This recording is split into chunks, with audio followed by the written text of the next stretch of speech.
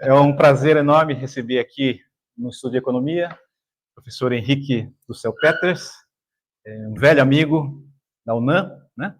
Estivemos trabalhando junto aí em vários projetos, e que também é o coordenador do CECHIMEX, que é o Centro China-México, da UNAM, e também da Rede América Latina-China de Estudos sobre a China. Talvez seja um dos profissionais aí que tem mais se dedicado a estabelecer aí um conjunto de diálogos, né, entre os profissionais aqui da América Latina, acadêmicos, com a questão aí do entendimento da China, né?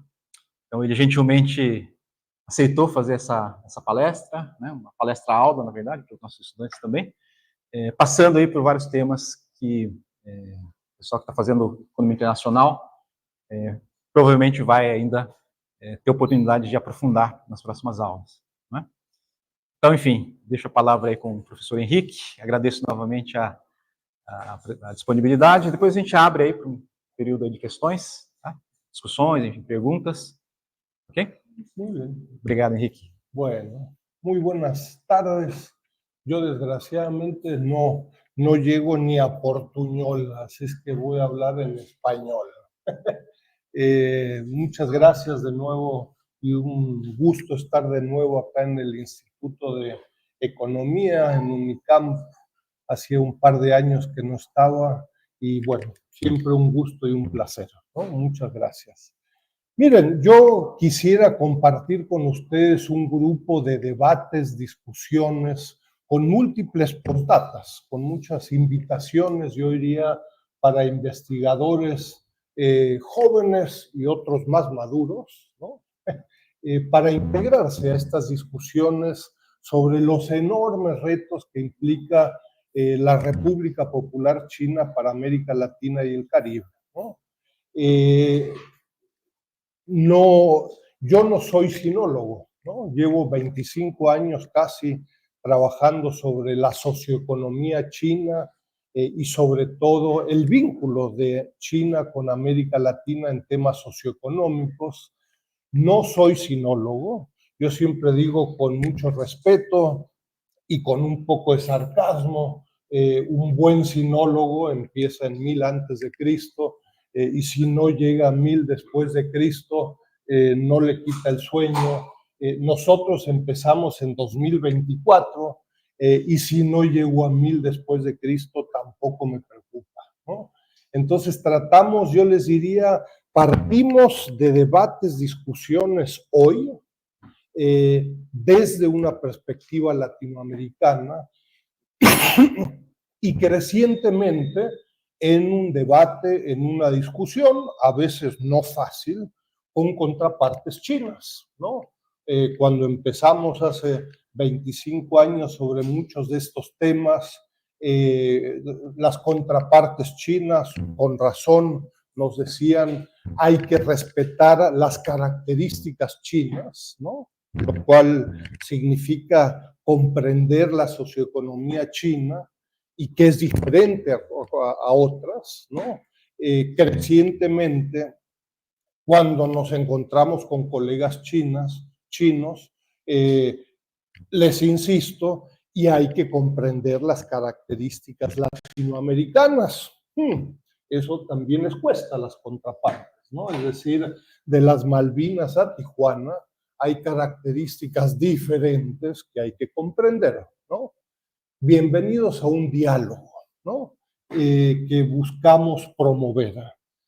La excusa de la presentación, voy a poner el cronómetro porque si no los duermo a todos, pero la excusa es un tema de moda, ¿no? Las inversiones chinas en América Latina. Está de moda en China, está de moda en América Latina, está muy de moda en Washington, ¿no? Mucha preocupación. ¿Qué hacen los chinos en América Latina? Y con esta excusa voy a tratar de elucidar una serie de temas específicos y concretamente, por supuesto, sobre el tema de China. Yo les dejo la presentación, voy a tratar de destacar elementos cualitativos, pero hay elementos cuantitativos, por ahí hay algunas gráficas, algunos cuadros, se los dejo al que le interese el PowerPoint es suyo, ¿no? Entonces, brevemente, el primer punto muy breve, yo les diría un par de postdatas, un par de invitaciones para algunas de ustedes que pudieran interesarse en temas más allá de la inversión, temas socioeconómicos, América Latina y el Caribe, China. Y después los últimos 2, 3 puntos a los que les voy a dedicar más tiempo, específicamente sobre el tema de inversiones chinas en América Latina. Buena parte del trabajo que voy a presentar es resultado también serio, pero también todo un grupo de colegas de Argentina, de Uruguay, de Chile, de Brasil, de México, docenas de casos de estudios sobre la inversión extranjera directa China en América Latina. Y ahí el tema no es irrelevante. De nuevo, yo no soy sinólogo, vengo de teorías del desarrollo económico, organización industrial, cadenas globales de valor, docenas de trabajos empíricos, costos de transporte del comercio, aranceles a 10 dígitos del sistema armonizado. ¿Y por qué empezamos a estudiar China? Bueno, pues porque hace 25 años, cuando uno estudiaba la cadena hilo textil confección, pues había un país que se llamaba China, ¿no? Y quién sabe sobre China, en México y en buena parte de América Latina, pues el conocimiento sobre la socioeconomía china hace 25 años, pues era en general bastante trasnochado, era bastante mediocre, ¿no? Sí, China, sí, Mao Zedong, no, pero ya estamos en los 80s. Mao Zedong ya murió hace 15 años. ¿Quién sabe sobre la cadena global de valor de la electrónica, de hilo textil, confección, políticas comerciales, industriales en los 90s y 2000s? Sorpresa, pues el conocimiento era muy reducido. Hace 20 y más años había que justificar todavía por qué te quieres dedicar a China. Pues Belice está más cerca de México que China, ¿no? Entonces, ¿por qué no te dedicas mejor a Belice? Hoy en día pareciera que ya no hay que justificar por qué dedicarse al estudio. Yo les recuerdo, según el Fondo Monetario Internacional, medido en poder de compra, China es desde 2016 la economía más grande del mundo. Y medido en precios corrientes y constantes, faltarán 5 o 10 años para que China se convierta en la economía más grande del mundo, ¿no? Entonces, más allá de temas y debates ideológicos, bueno, pues yo creo que es conveniente, creo que es necesario conocer detalles de la economía más grande del mundo, como tal, China, y por supuesto, pues su relación con Argentina, con Uruguay, con Brasil, con países con los que ni siquiera tiene relaciones diplomáticas. Paraguay, China es un actor socioeconómico relevante. Entonces, bueno, en la red estamos trabajando desde hace más de 15 años sobre temas vinculados a la inversión extranjera directa, China en América Latina, en un diálogo con organismos empresariales, en un diálogo con miembros muy heterogéneos, ¿no? Tenemos miembros de partidos comunistas en Cuba, en China, en Venezuela, y tenemos miembros de las Fuerzas Armadas de Estados Unidos, tan interesados que hace China en América Latina y el Caribe. Posturas muy diferentes, no nos preocupa, lo que sí nos importa es permitir un proceso de aprendizaje, ¿no? Tenemos casi 700 miembros, los invito mucho. El próximo año, a finales de mayo, vamos a hacer el 7º seminario internacional de la red. Ojalá les llamara la atención a algunos investigadores, algunos estudiantes de posgrado, de integrarse a estos debates y discusiones. 3 o 4 temas antes de entrar al tema de inversiones chinas en América Latina. Vamos a llegar al tema. Un tema al que quisiera invitarlos, ¿no? Y simplemente considerando entonces la creciente presencia de China en América Latina en múltiples temas y en donde en la socioeconomía latinoamericana y en facultades, institutos de economía, en la mayoría de las universidades de América Latina todavía no nos hemos dado cuenta. Pareciera que China es un tema para especialistas, ¿no? Eso no es así. Lo que pasa es que en buena parte de los investigadores y de los cursos que impartimos en licenciatura y en posgrado, pues no nos hemos actualizado, ¿no? Un tema, el tema del empleo. China genera empleo en América Latina y genera muchito, nótese el sarcasmo, genera mucho empleo en América Latina. Con base en trabajos que hemos publicado en los últimos meses, a ver si ocultamos esto, ¿no?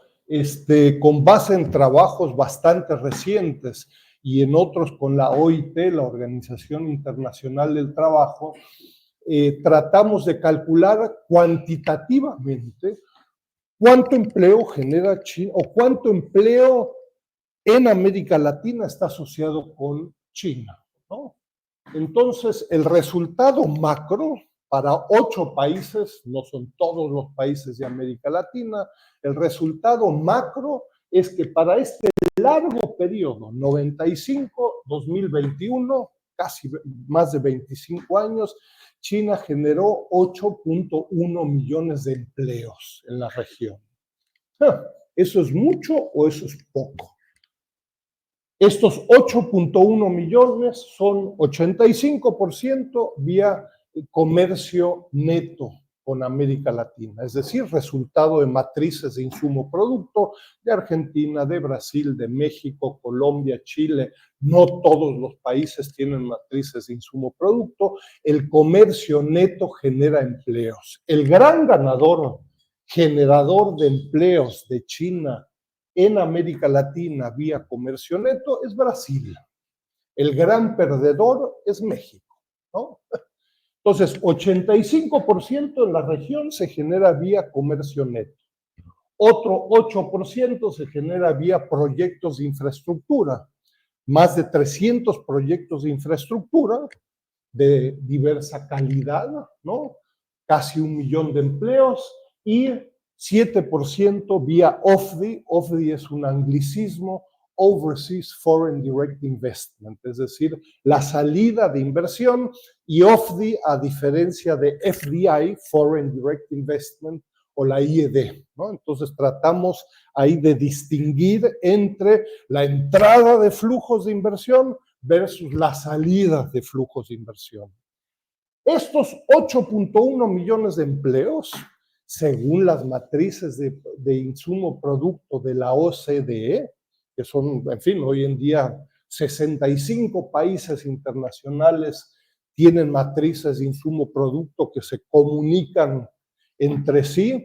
Estos 8.1 millones son casi el 15% del empleo generado en América Latina durante el periodo 95-2021.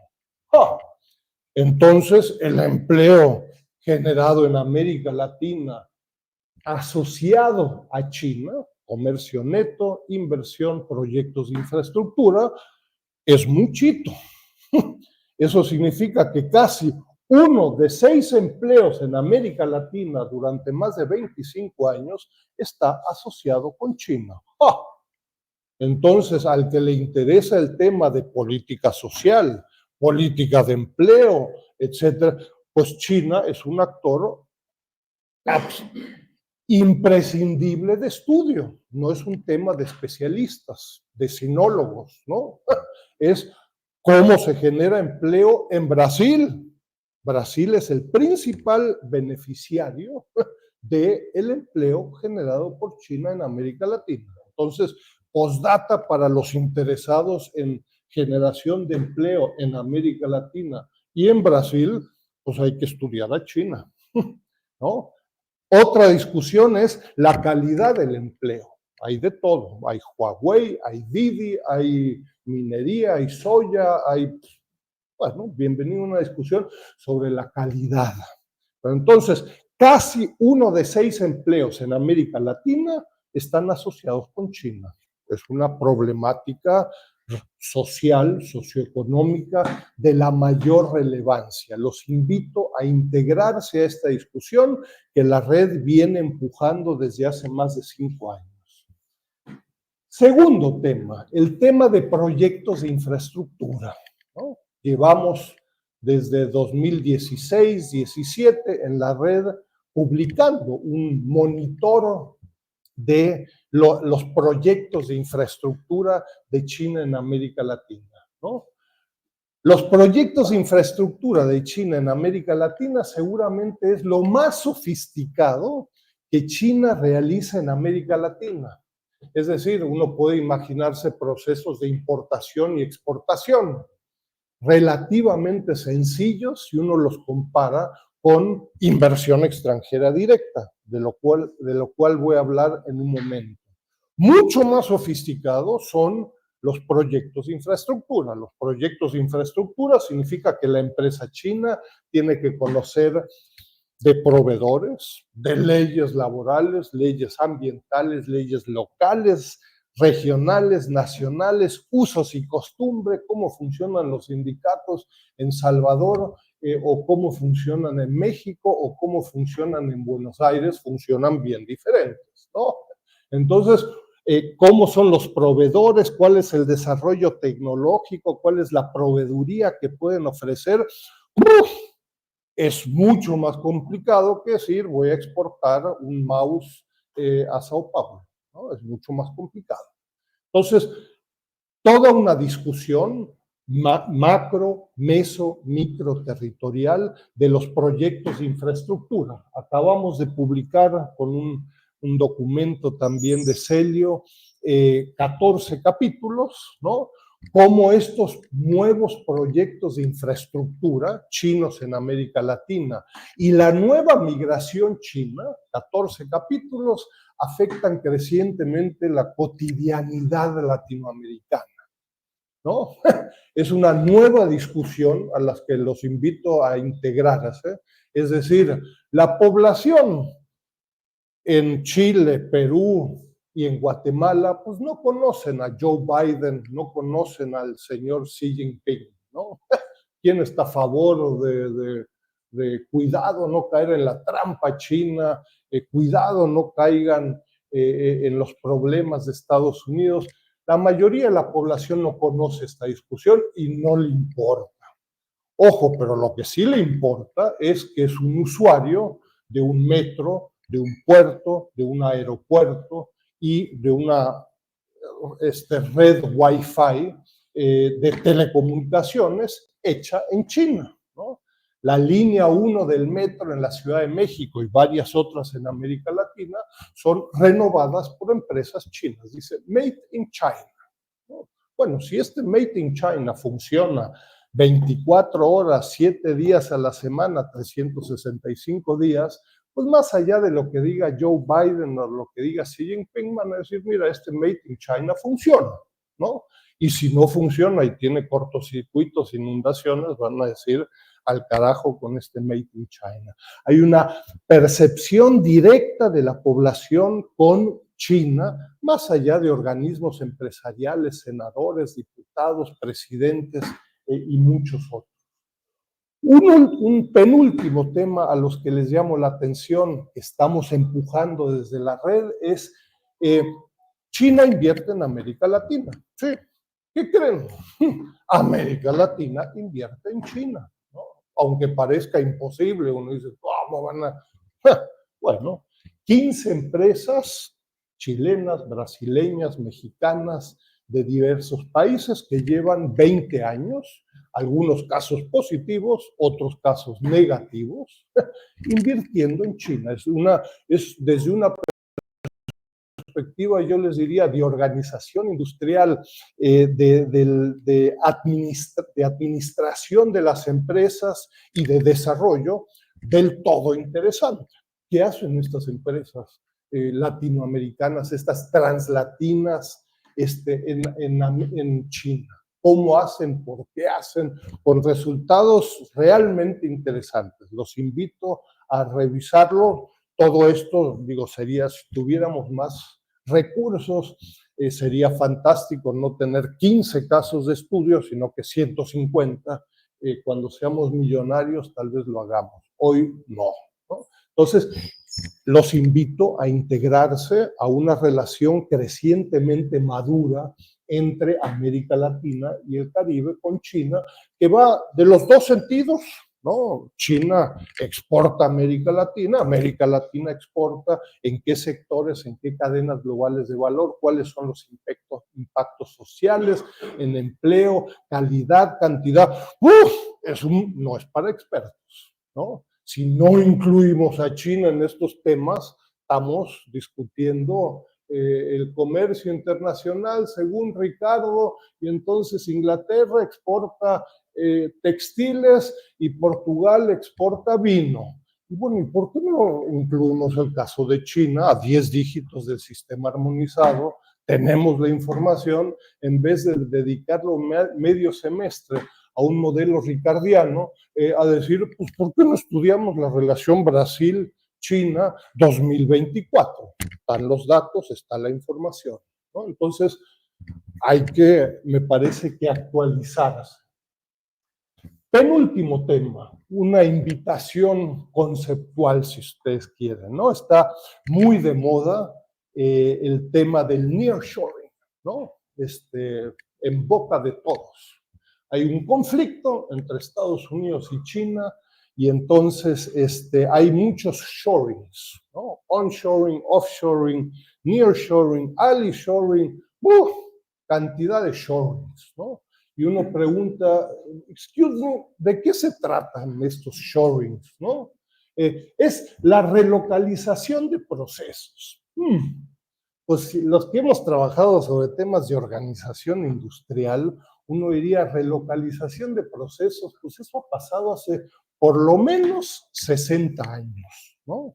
México, Centroamérica, hemos sido de los beneficiados de la relocalización de procesos en zonas francas, maquiladoras, etcétera, etcétera.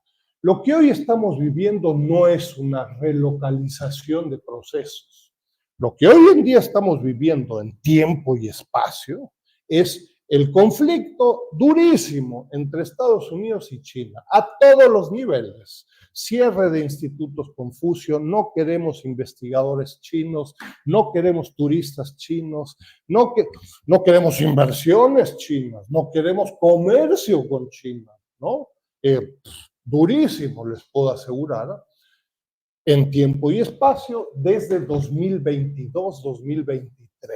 Janet Yellen, la Casa Blanca, Jake Sullivan y otros que plantean, y por eso, ya que estamos en estos shorings, pues me invito a un nuevo shoring, ¿no? Es el security shoring. Me parece que en tiempo y espacio tiene más sentido.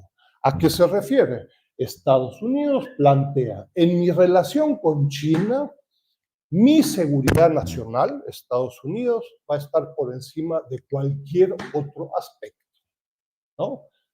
Con China o contra China, depende cómo lo vean. Y eso significa que el intercambio académico, el intercambio educativo, el turismo, ni hablar del comercio y ni hablar de semiconductores y ni hablar de autos eléctricos, que están muy de moda, ¿no? Todos estos temas van a estar debajo de mi seguridad nacional. Volveré al tema en un momento. Eso para casos como México está teniendo implicaciones dramáticas, porque eso no solo tiene impacto en la relación China-Estados Unidos, no quiero a Huawei en Estados Unidos, no quiero inversiones chinas, no quiero institutos Confucios en Estados Unidos, cerraron 100 institutos Confucio, ustedes tienen un Instituto Confucio, la UNAM tiene un Instituto Confucio, la Embajada de Estados Unidos crecientemente nos dice, oye, ¿y por qué tienen a estos espías chinos? No, nosotros nos deshicimos de todos, preferiría que no estuvieran, pero crecientemente la exigencia en el comercio, en las inversiones, etcétera, es no quiero a China en México. Y si sacas a China de México, podrás tener algunos beneficios en el comercio y la inversión. Y si mantienes a los chinos en México, atente a las consecuencias. No estás en el security shoring, ¿no? Eso no es un tema abstracto. Si Tesla dijo en el 2023, año pasado, vamos a hacer una gigafactory en Monterrey, 1 millón de autos para exportar a Estados Unidos desde México, 5,000 millones de dólares, 7,500 empleos. Le dijo la Casa Blanca, Elon Musk, está bien, si quieres invertir en México, fantástico.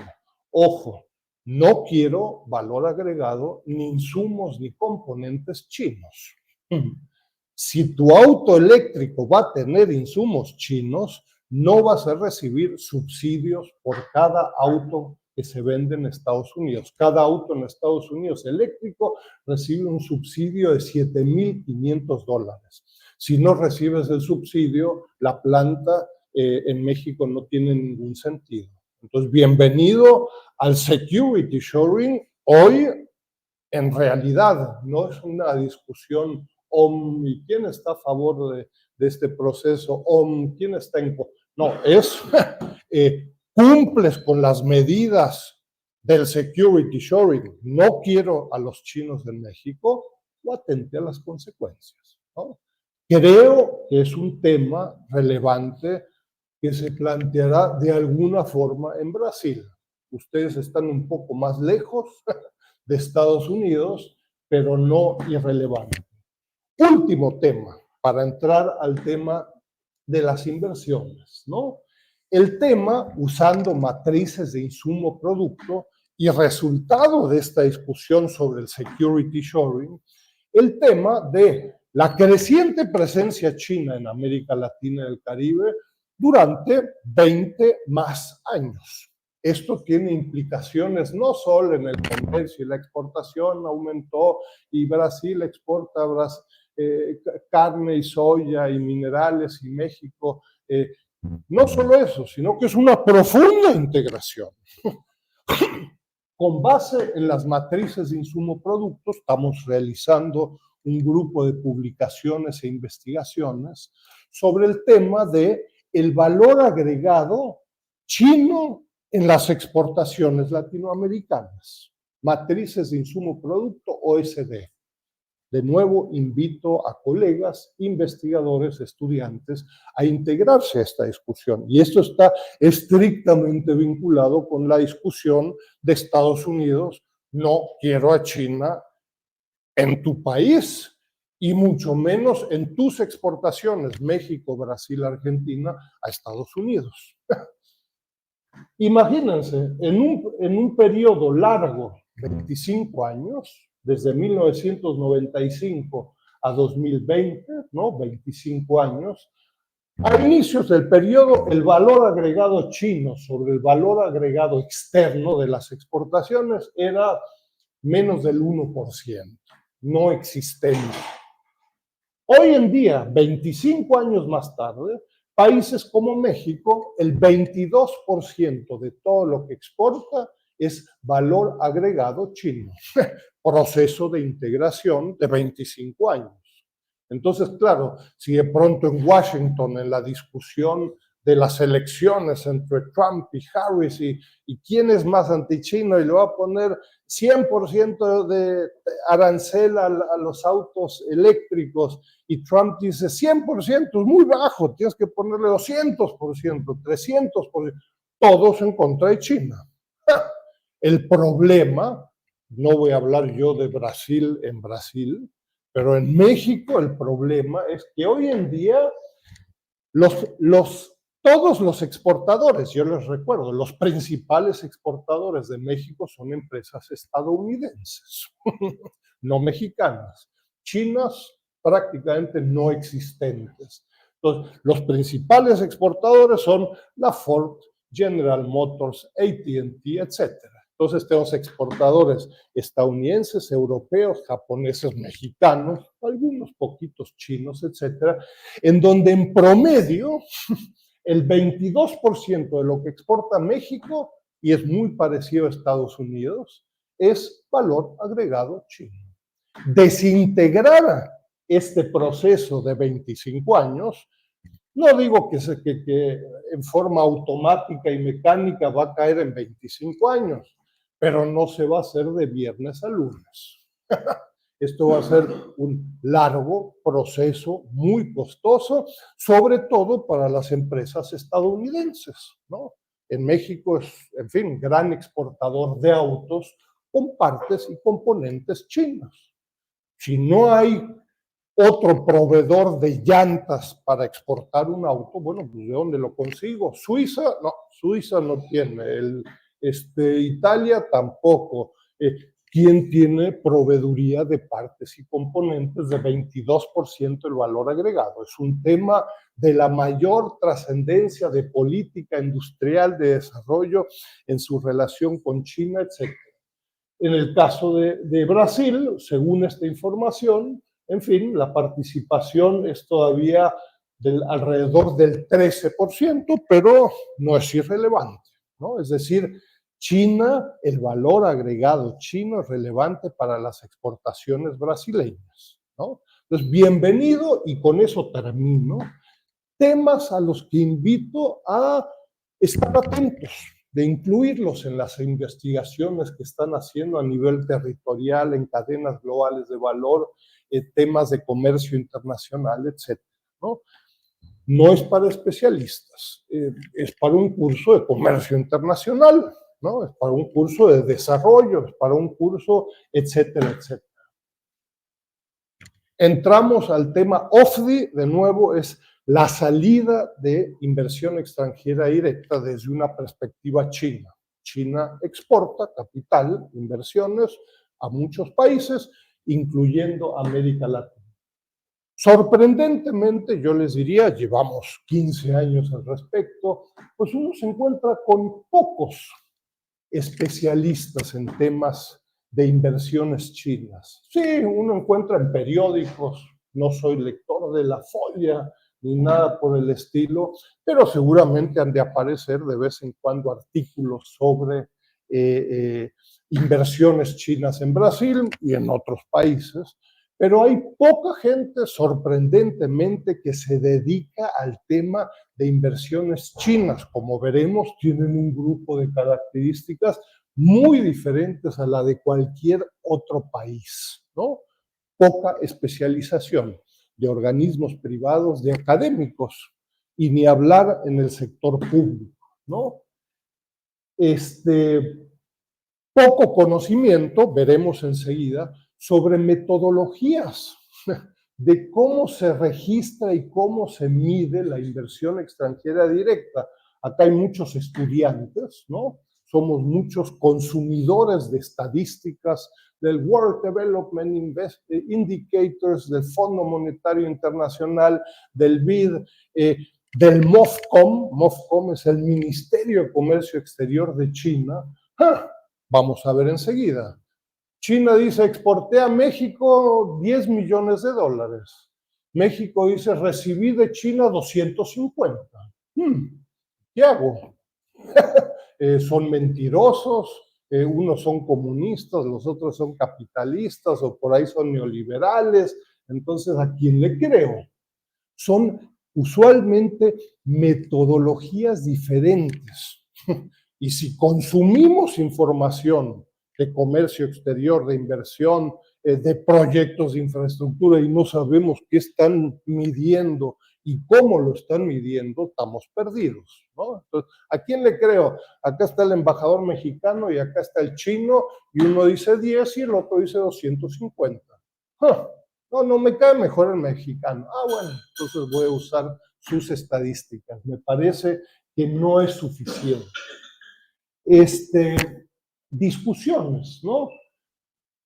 Yo les diría, en América Latina y a nivel sobre todo de gobiernos, existe poco aprendizaje sobre más de 20 años sobre inversiones chinas en América Latina. ¿Qué hemos aprendido? ¿No? Como que todavía tenemos la idea, la verdad es que los chinos pues, solo quieren materias primas, el medio ambiente no les importa, mientras menos paguen y más maltraten a la fuerza de trabajo, mejor, ¿no? Tenemos un poco ese mito, ¿no? Bueno, pero ¿qué es? Si generaron 8.1 millones de empleos en América Latina, ¿cuáles son las diferencias de lo que generaron a principios del siglo XXI y en el 2024? Silencio, no hay respuesta, ¿no? Entonces estamos llenos de mitos sobre China y ojo, no se trata de decir viva China o muera China, sino que se trata de decir, pues, ¿qué sabemos sobre China? ¿No? Sorprendentemente, les repito, me parece que no hay mucho aprendizaje público e insuficiente en el sector académico.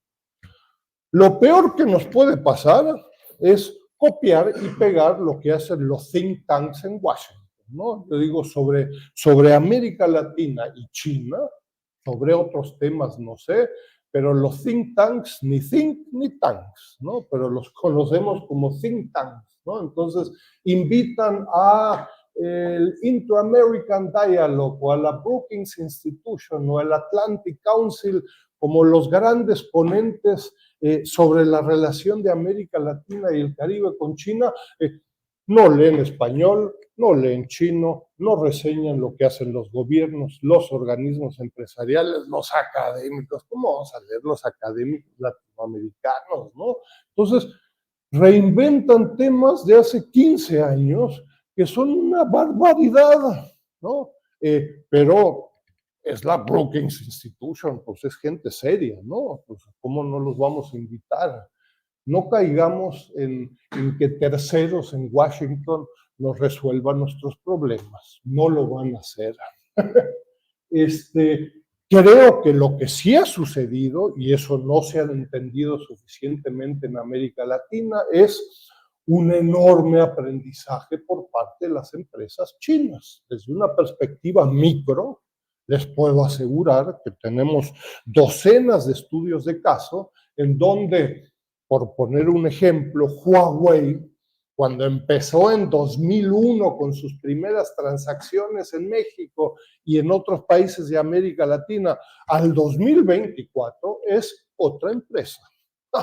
Es una empresa que sabe perfectamente las diferencias de Argentina a México y lo que hay en medio, con actividades en cada uno de los países, con proyectos de cooperación con una cantidad de universidades, de ingeniería, de administración de empresas. Una sofisticación.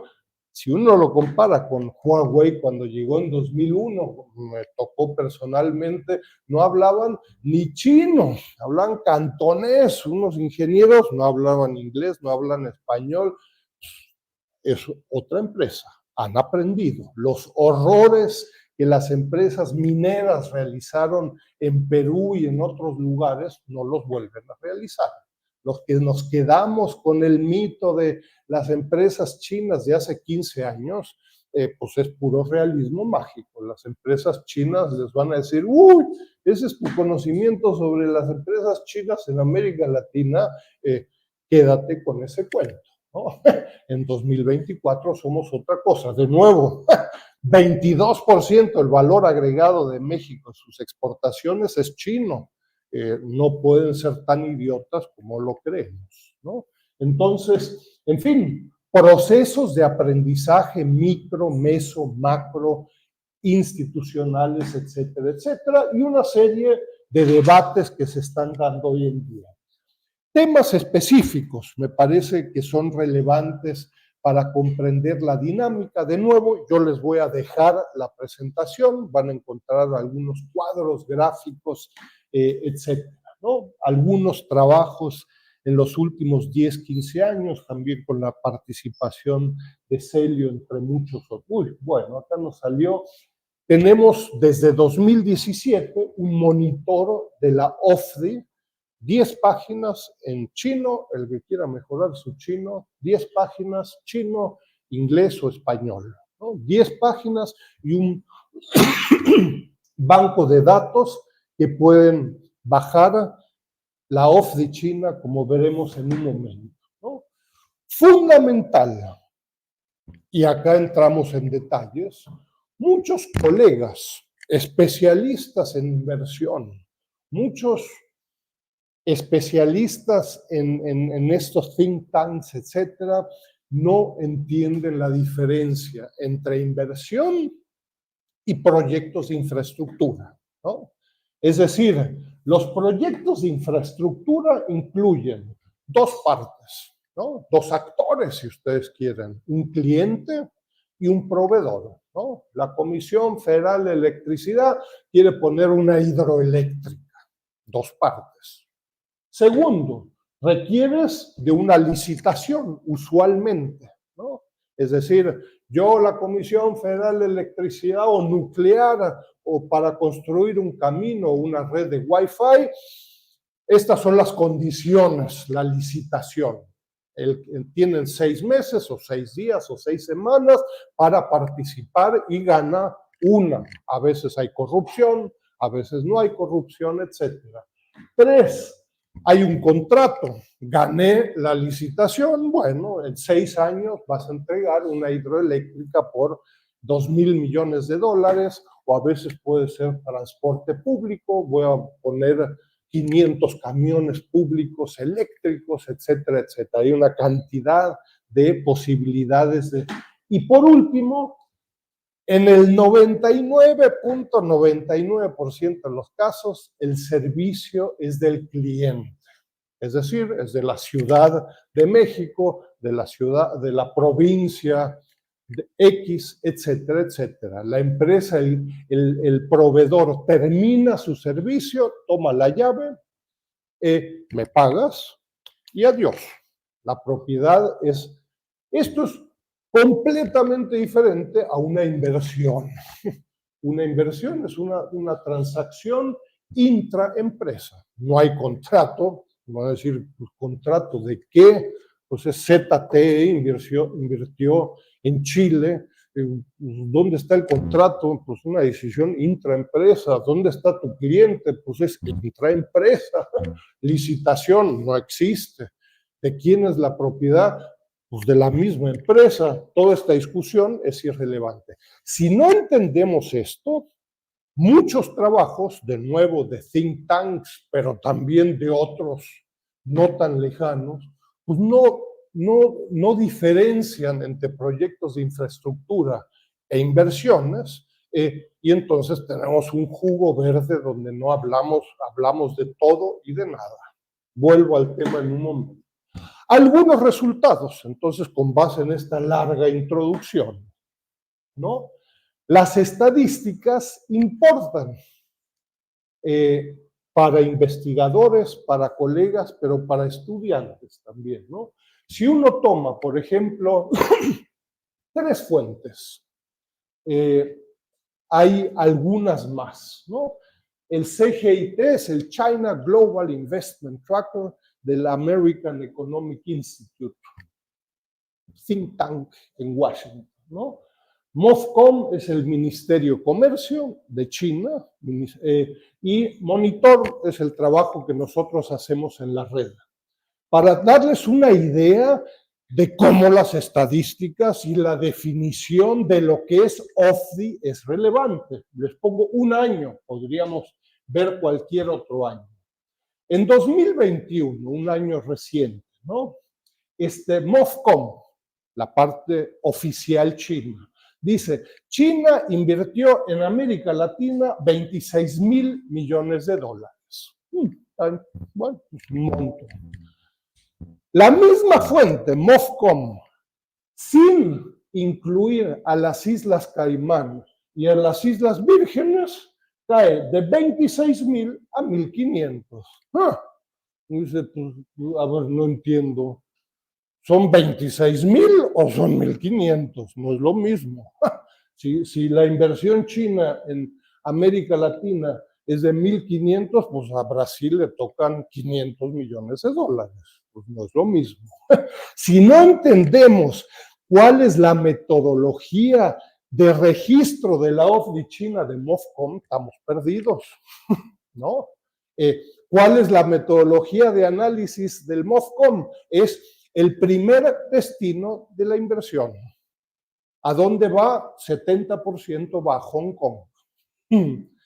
Otro 15-20% va a las Islas Caimán, a las Islas Vírgenes y a Luxemburgo. 85% de la OFDI China va a 3 o 4 centros financieros. No va ni a Estados Unidos, ni a Vietnam, ni a Brasil, ni a México. Es interesante la metodología. No registra el destino final.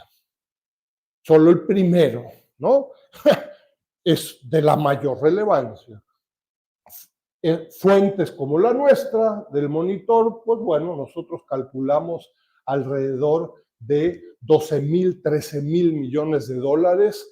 A nosotros, el trabajo que nosotros hacemos, no me importa de dónde viene la inversión, si viene de las Islas Caimán, de las Islas Vírgenes o de Hong Kong. Yo sé, esa inversión llegó a Monterrey y la empresa se llama X y sé que es China.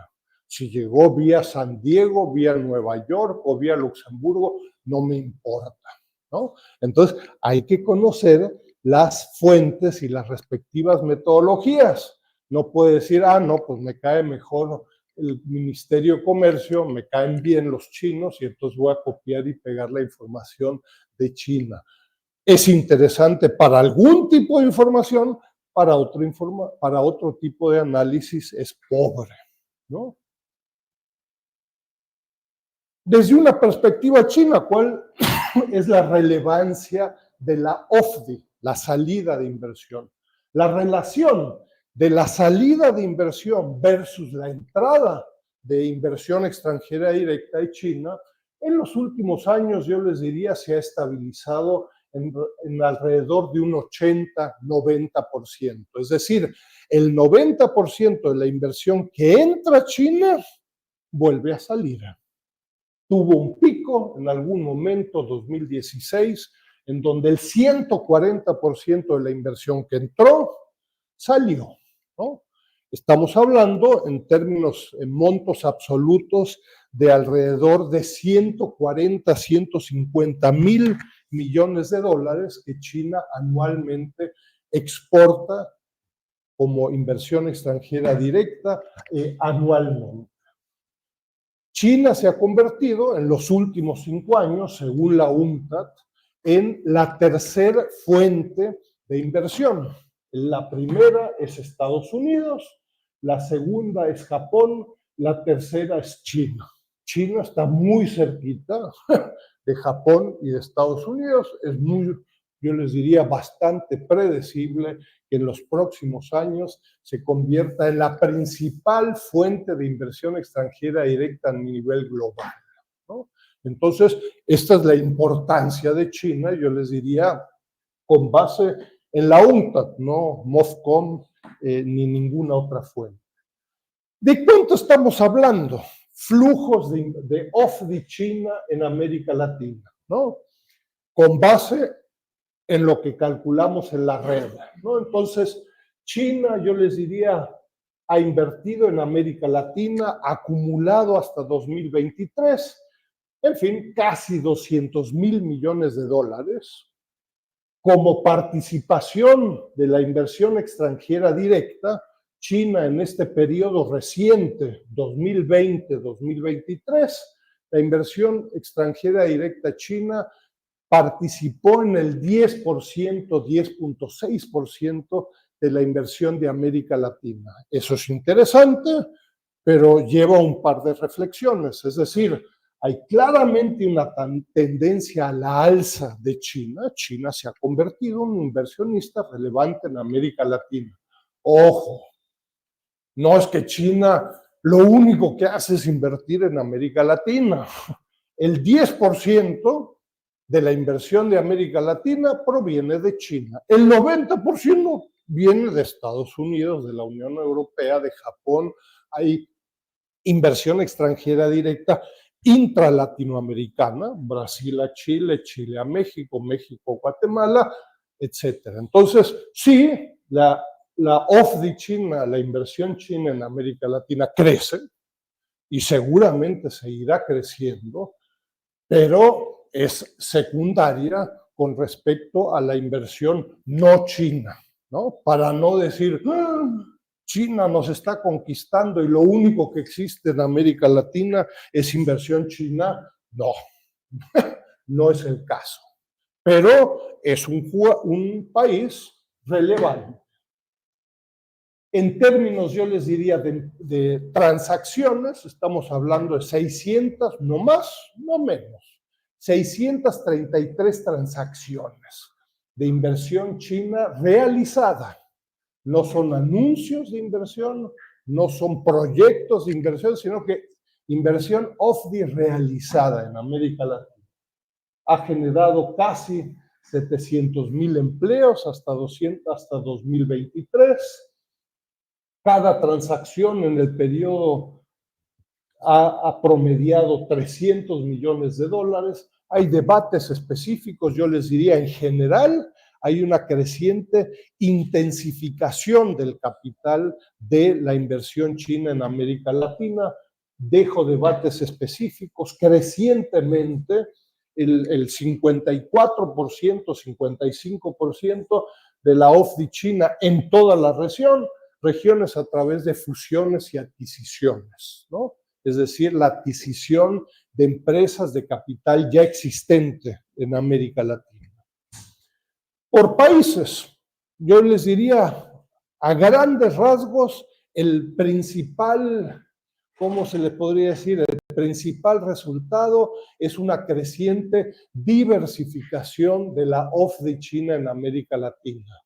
Si en ciertos periodos, ¿no? 2005 hasta el 2014, ¿no? Por ahí Brasil llegó a ocupar el 44% del monto de la inversión china en América Latina.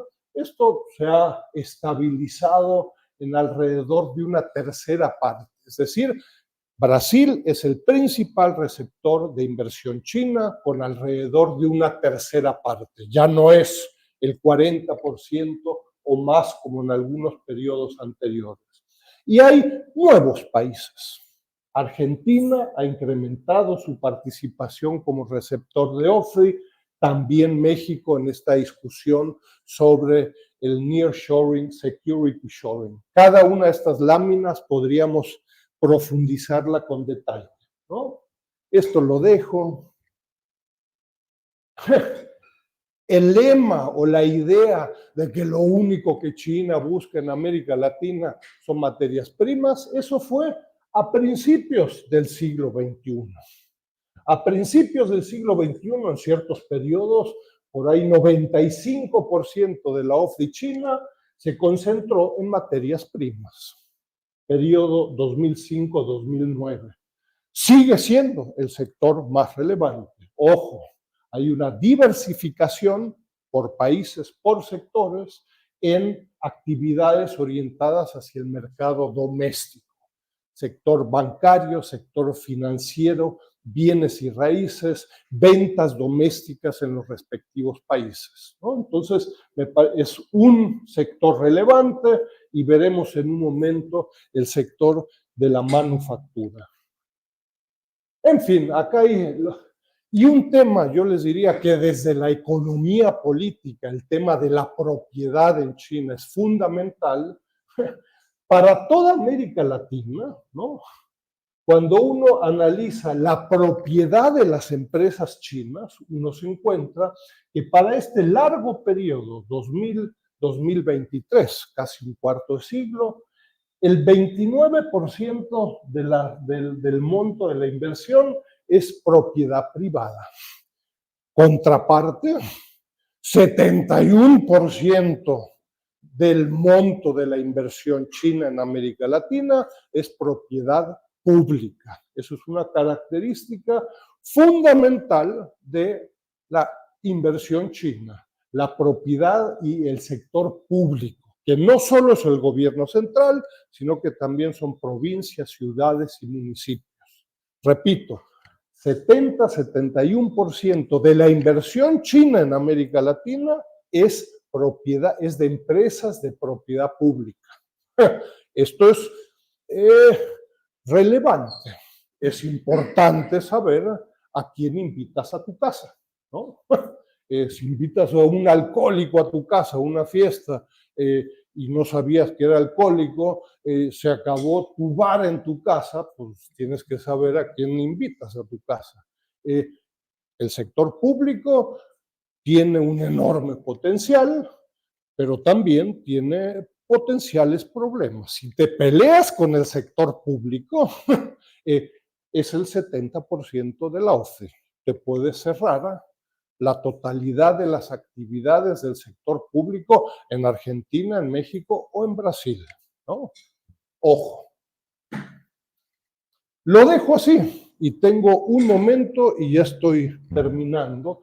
Hay muchos otros resultados que se pueden obtener con base al banco de datos que se ofrecen con un par de clics. 633 transacciones, empleo, monto, propiedad, lugar donde se realiza la inversión, provincia donde se hace, de dónde proviene la empresa china, etc. Muy brevemente, como voy a solo destacar algunos elementos para el caso de México, ¿no? La fuente oficial en México, Secretaría de Economía, es el sector público mexicano, registra que México recibió de China 2.495 millones de dólares. Nuestro banco de datos registra 22.470 millones de dólares. Es 900% más, ¿no? De nuevo, las metodologías importan. Si una empresa china invierte de Shenzhen a San Diego en Estados Unidos por cuestiones administrativas y después a México, la Secretaría de Economía pone origen de la inversión San Diego, California, Estados Unidos. No sé qué es China, no me importa de dónde lo hace. Las estadísticas y la comprensión metodológica es fundamental. La diferencia es 900%. ¿Y qué significa esto?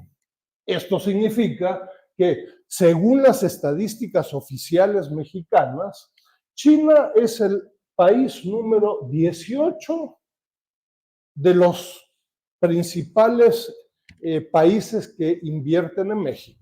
Se podrán imaginar, el secretario de Economía de México va a Washington y Washington está muy preocupado de China en México y el secretario de Economía le va a decir, no te preocupes, mira, China no está presente en México, es el 0.44%. Con nuestras informaciones, no 2.400 millones, sino que 22.500 pueden revisar acción por transacción. China sería el séptimo socio comercial después de Bélgica y creciendo rápidamente. En fin, si uno quiere hablar sobre la cooperación bilateral y si el mismo funcionario va a Beijing a hablar de la cooperación bilateral, bueno, pues sirve más decir, eres mi séptimo inversionista en México. Esto desapareció. Simplemente casos, el caso de Brasil es diferente al de México, al de Ecuador.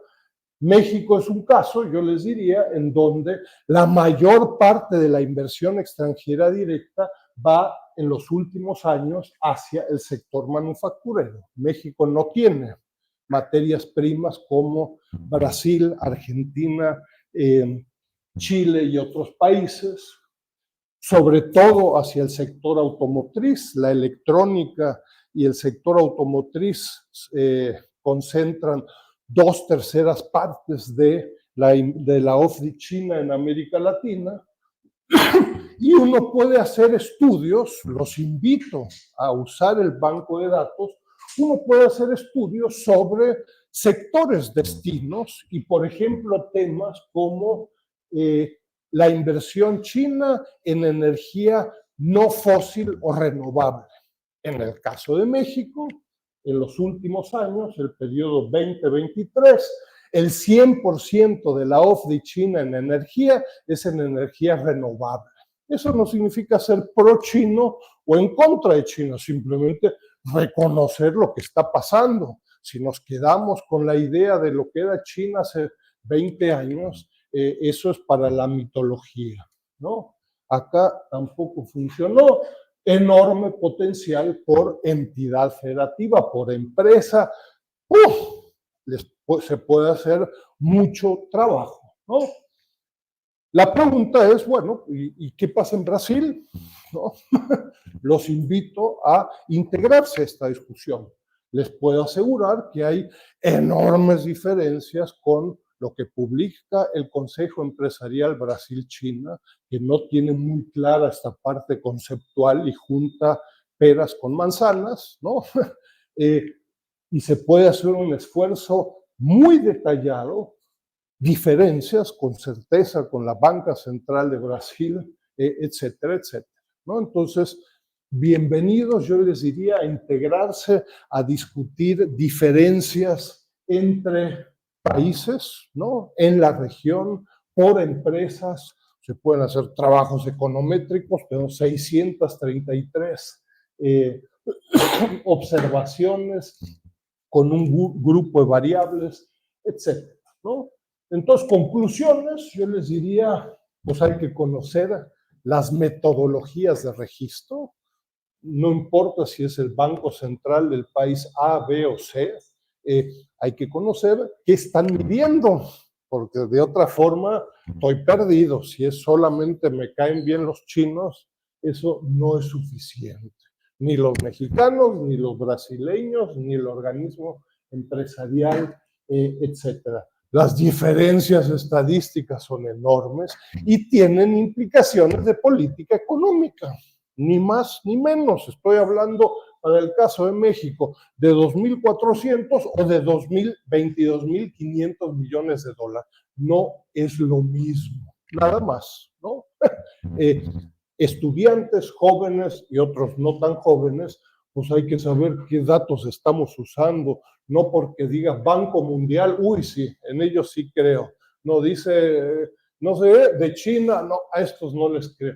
No es una cuestión teológica, es una cuestión metodológica y hay que dedicarle un rato, ¿no? Pocas instituciones especializadas, ¿no?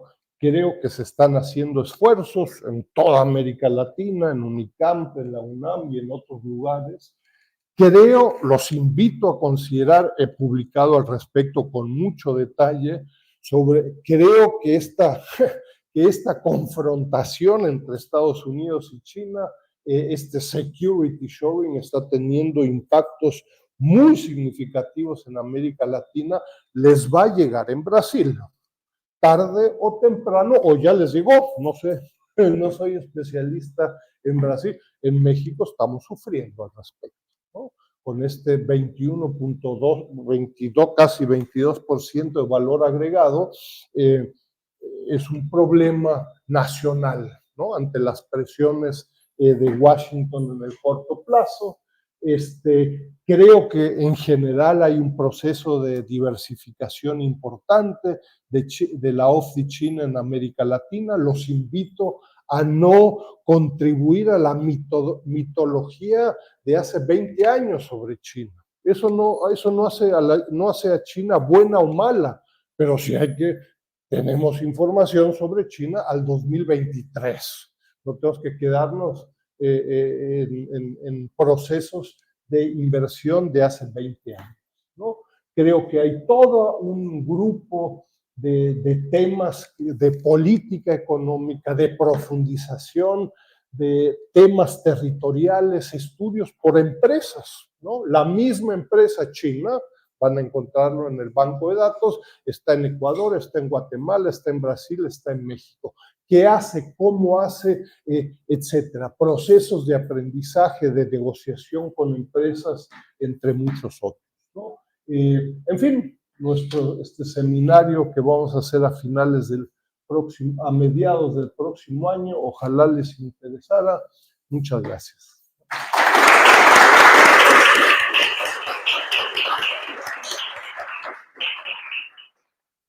Bom, obrigado, Henrique. Abertura aí de vários temas, várias temáticas, né? Vou abrir aí para algumas rodadas de questões, perguntas, dúvidas, questões metodológicas, esclarecimentos, estão abertos aí à discussão. Eu vou só fazer uma breve pergunta rápida para o Henrique, porque acho que esse tema do security sharing tem a impressão que ainda não está, digamos assim, muito forte aqui no Brasil, mas eventualmente pode chegar de maneira bastante significativa, né, Henrique? Agora, tem uma contradição ali que é um pouco o que você mostrou com os dados, né? Quer dizer, de um lado tem essa pressão enorme do governo americano, mas também, quer dizer, o interesse do sistema empresarial norte-americano, né, ainda é muito dependente do valor adicionado gerado, mesmo que seja né, via México, na China, né? Quer dizer, como fica um pouco essa tensão entre a ideia de segurança e a questão do interesse do sistema empresarial? Como é que você acha que se resolve essa tensão? Mira, esta discusión sobre el security shoring, yo trato de solucionarlo, discutirlo como una discusión entre la política, entre las élites estadounidenses y los partidos políticos, el Partido Demócrata y el Partido Republicano. Existen estas consultas del Pew Center, ¿no? Profundo sentimiento en contra de China. 85% de la población estadounidense considera quién es el enemigo de China. Pues no son los mexicanos, no son los marcianos, son los chinos, ¿no? China es el enemigo, ¿no? Entonces, bueno, pues los dos partidos políticos tratan de ver quién es más anti-chino, ¿no? Entonces, 100% arancel en los autos eléctricos, no es nada, 100%.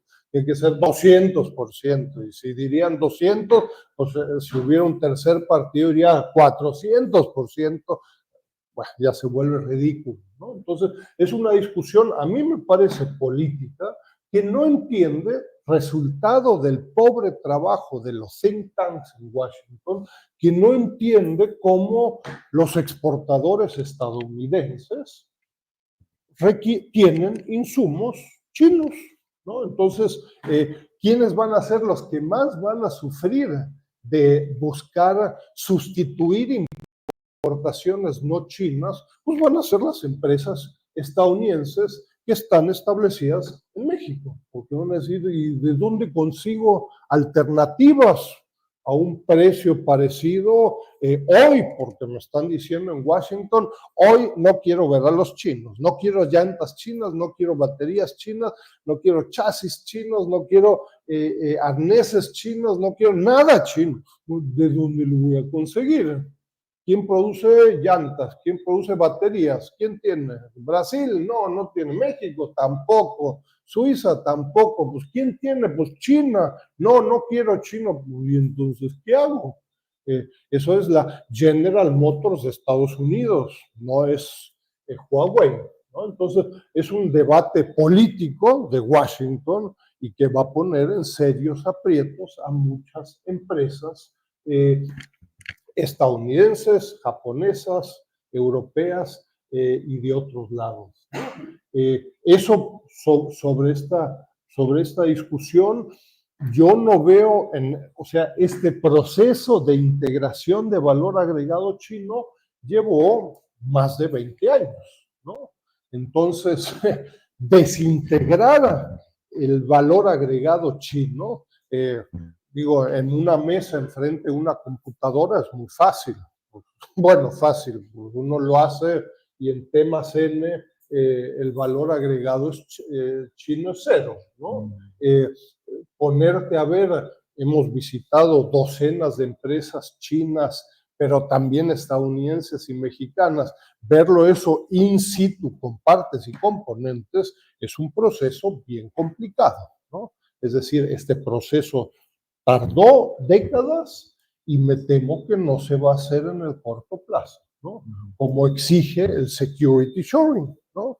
La exigencia es, no quiero ver a China en tus exportaciones a Estados Unidos, ¿no? Será interesante si no les pasa en Brasil lo mismo, ¿no?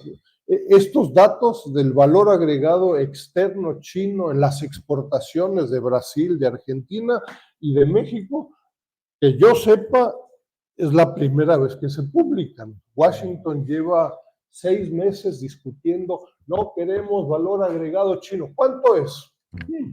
¿Quién sabe? ¿No? Ahora sí podemos decir, el valor agregado chino en las exportaciones brasileñas totales es, según matrices de insumo producto, 13.1%. Y tenemos en el trabajo que estamos haciendo, el valor agregado chino de las exportaciones brasileñas a Estados Unidos es ligeramente superior. Eso es donde la contraparte estadounidense les va a decir, amigos, no, sustituye. Por lo menos eso es lo que está pasando durísimo para el caso de México, ¿no? En fin, bienvenidos a debates, no solo históricos, sino que les aseguro, como dicen por ahí, hoy, ¿no? Y con implicaciones en una organización industrial, diferencias entre, en fin, Argentina, Chile, Brasil, México y otros países. En todos estos, Chile y China juega un papel relevante. China además es el segundo socio comercial de México, pues no es un país marciano. Hace 20 años es el segundo socio comercial de México. Entonces decir, no, China, hoy ya no te quiero, eso no funciona, ¿no? Estamos tratando de utilizar este concepto de nuevas relaciones triangulares, ¿no? Es decir, la confrontación Estados Unidos-China va a seguir en el largo plazo. ¿Qué hacemos terceros países, Brasil, México, Ecuador, ante esta confrontación, ¿no?